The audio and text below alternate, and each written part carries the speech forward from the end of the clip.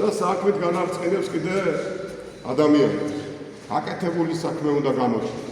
თუ არა, მტერი კი არა ვარ, განათლების სისტემის, რაც უნდა უწევია, კიდე ფული აუგია, კიდე თქვათ საფინანსო განყოფილებისთვის უწევდებია, მაგრამ ფინანსისტმა ერთმანეთი არა გამომრჩეველი თავისთვის. ათაბე გოგეთებია. ცოტა დაუჯერებელია პარლამენტსა. ის კი არა ვარ, მაგრამ უნდა იცოდეს იმას, რომ ბრძენკაცებს და ბრძენკაცების გულს განარწყინებს საქმე. საქმე უნდა დაგვანახოს.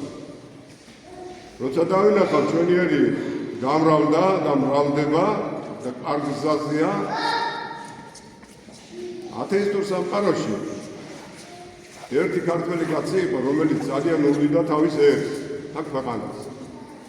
დაასახლა კიდევაც, გაამრავლა კიდევაც.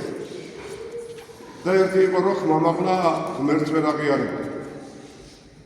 თორემ პატრონი იყო თავისი ერისა და მმართველი იყო თავისი ერისა. მაგრამ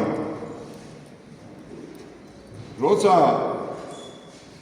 მოვიდნენ კარიერისტები, ამ კაცს საქართველოში ცხოვრებაც არ აღებს და საცხე მოკტო უკრაინაში.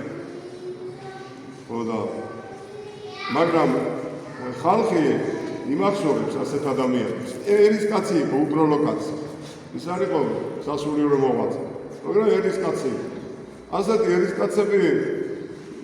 ერის კაცებმა გადაარჩინა ჩვენი მოდგმა და ჯიში ამიწაზე რო დატოვა. იმიტომ მოგმე რომ ჩვენ გვჭირდება ასეთი ბრძენი კაცები, განათლებული კაცები, იმიტომ რომ ჩვენ ვართ კავკასიის საზღვარგარეთზე. და ჩვენი არსებობისთვის გვჭირდება ეს ხალხი.